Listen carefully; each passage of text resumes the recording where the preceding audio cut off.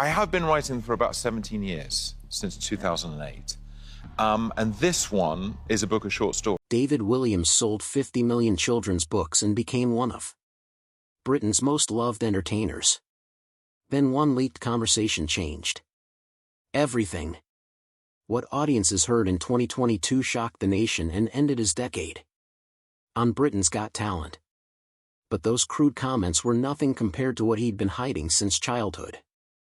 Multiple suicide attempts, family secrets, and a pain that started when he was barely old enough to understand it. The real story of David Walliams isn't about fame or scandal. It's about a man who spent his entire life fighting to survive his own mind. David Walliams was born on August 20, 1971 in Merton, London.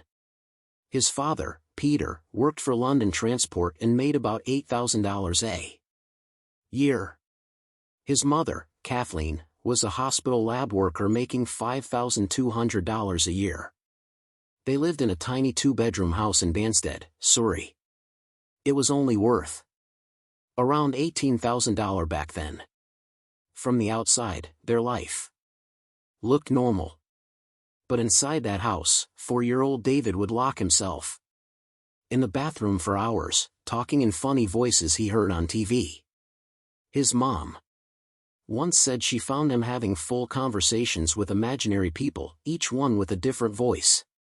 What nobody knew then was that he was already dealing with sadness and anxiety even as a child. When he was 7, David joined the Sea Scouts. He wanted to feel like one of the boys, but within 3 weeks, everything went wrong. Older boys started bullying him for sounding too posh and acting dramatic. That summer, during a scout camp on Brownsea Island, things got truly terrifying. One night, David was found hanging by his neckerchief from a tree. The scout leaders said it was an accident, but later David admitted he had tried to end his life. He didn't want to live anymore. The adults didn't tell the truth. His parents were told he had fallen. That moment marked the beginning of a lifelong battle inside his mind. He became one of the youngest known kids in the UK to try suicide while in the Scouts. By age 10, David had collected 47 comedy albums. He spent his entire $200 weekly allowance at charity shops buying them. He memorized every word of Monty Python and Rowan Atkinson routines. His mom once found him at 2 in the morning performing an entire show to his mirror dressed in her clothes. That same year, doctors gave him imipramine, a type of antidepressant rarely given to kids back then. He said he would wear headphones for 8 hours a day just to drown out the dark thoughts. At school, his grades dropped fast. Within 6 months, he went from getting A's to D's. He was choosing laughter over everything else. In 1982, David joined Reigate Grammar School. But instead of feeling accepted, he was attacked almost immediately. Within the first term, he ended up in the hospital twice. Once for a broken nose and once after being locked in a cupboard for hours. His classmates called him Coco, making fun of how he moved and talked. His weight dropped from 6 stone to just 4 stone 8 pounds in 1 year. His English teacher kept notes of how he'd show up with bruises, claiming he fell down the stairs. The worst moment came in 1984.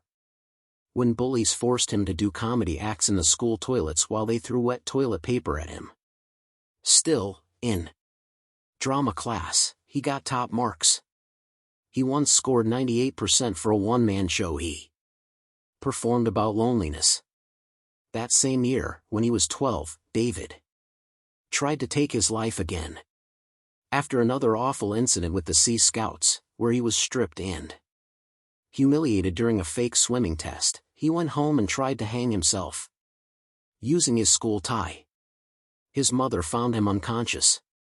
It was 7:43 p.m. when the ambulance arrived. He had been out cold for about 3 minutes.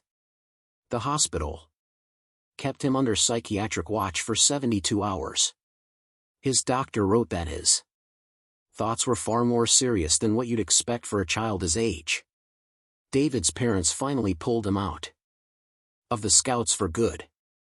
He didn't talk about this suicide attempt publicly until 2008. At age 13, David joined the National Youth Theater.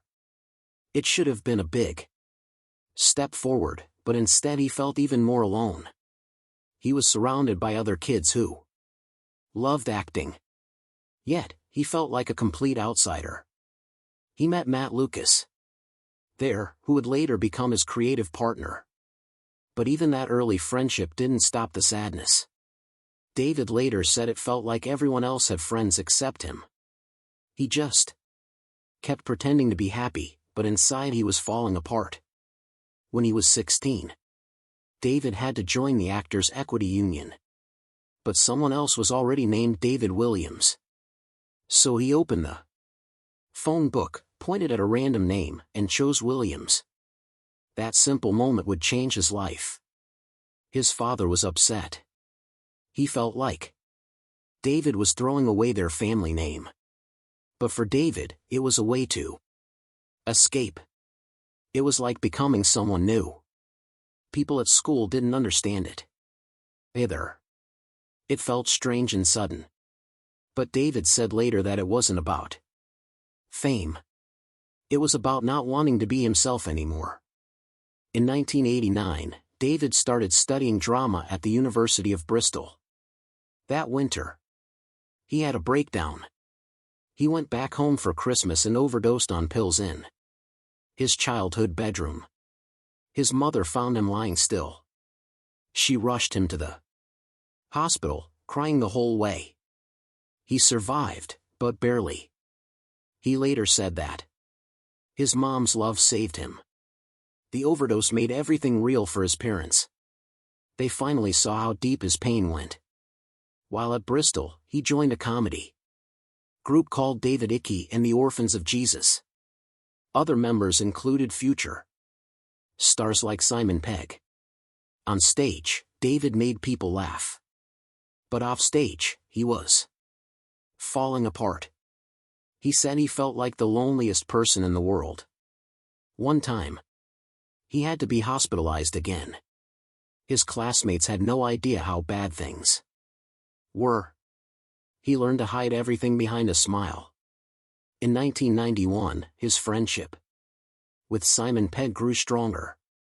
Pegg later said that David seemed like an extrovert who was born to entertain. But in his private diary, David wrote about wanting to step in front of a train. The thought kept coming back. It wasn't just a passing idea. He imagined it in detail. He researched it. Even with friends around him, the pain didn't go away. In 1992, David made his solo comedy debut at the Edinburgh Fringe Festival with a show called Games Night.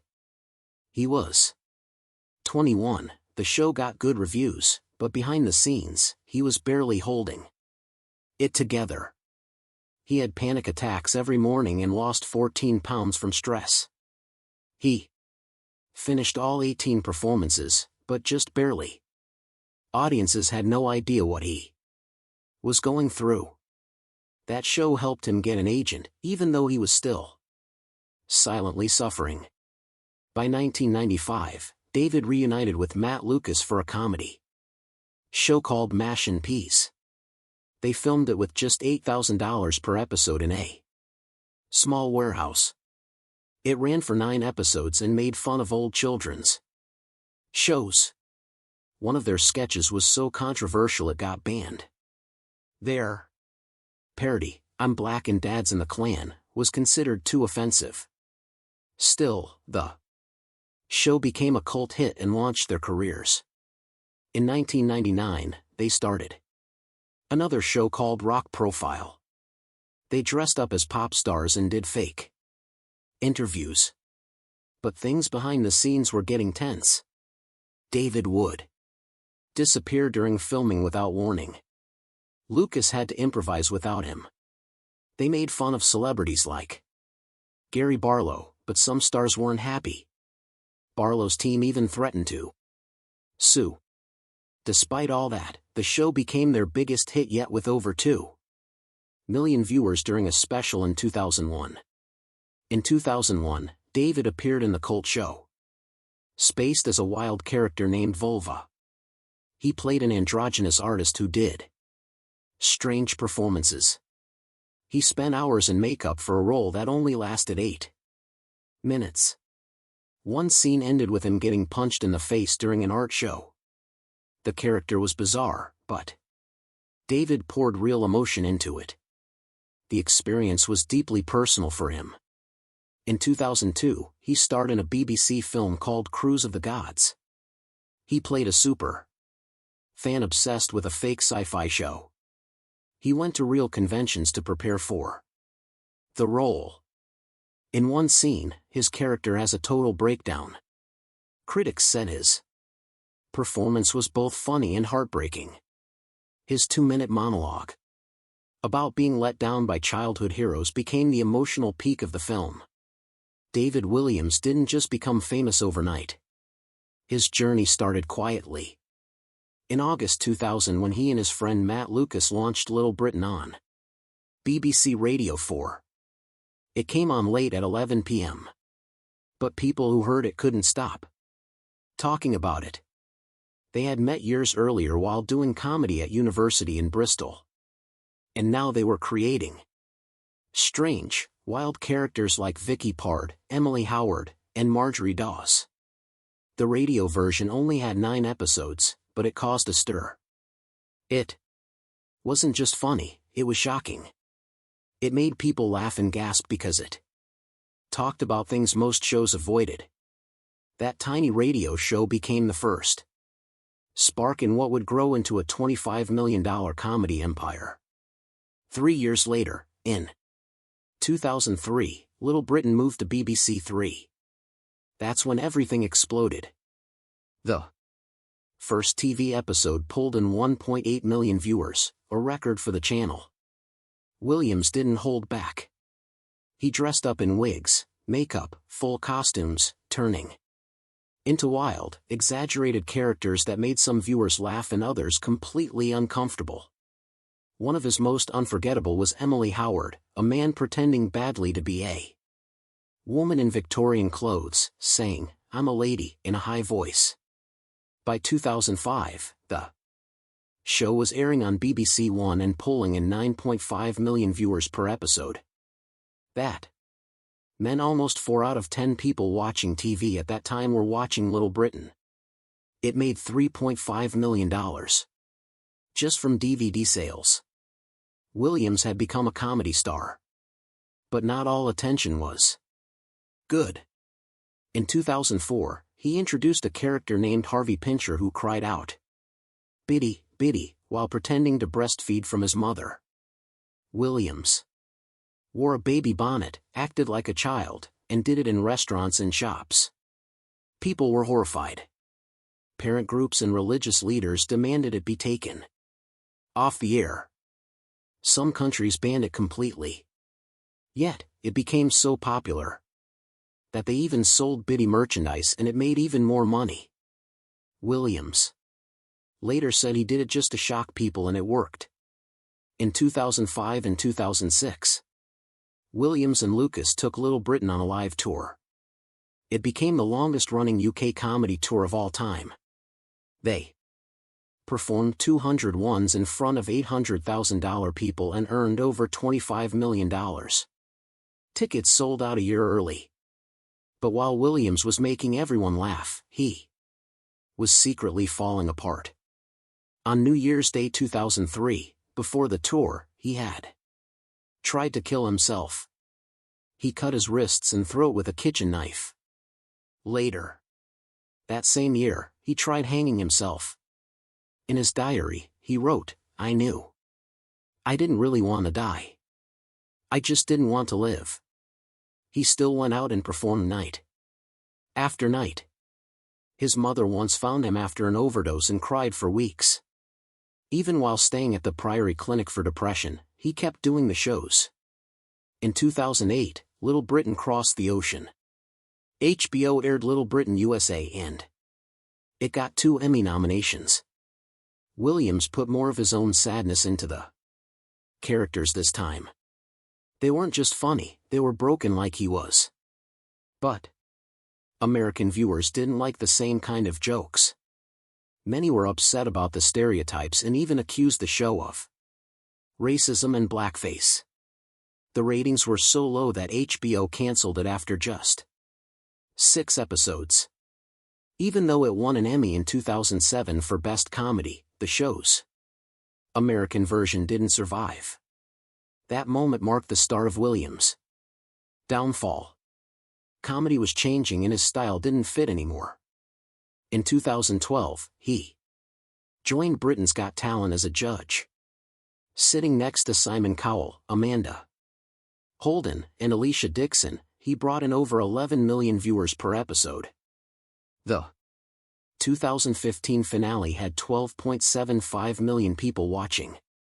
Walliams became famous for his emotional reactions, even pressing the golden buzzer for a school choir that brought him to tears. But in 2020, microphones picked up his private comments during auditions. He said nasty and sexually graphic things about contestants, calling one woman the slightly boring girl you meet in the pub that thinks you on to them. When the recordings were leaked in 2022, it caused a scandal. Walliams apologized, but the damage was done. His time on the show ended in shame. Back in 2015, Walliams had taken a more serious role in Partners in Crime, a BBC drama based on Agatha Christie's books.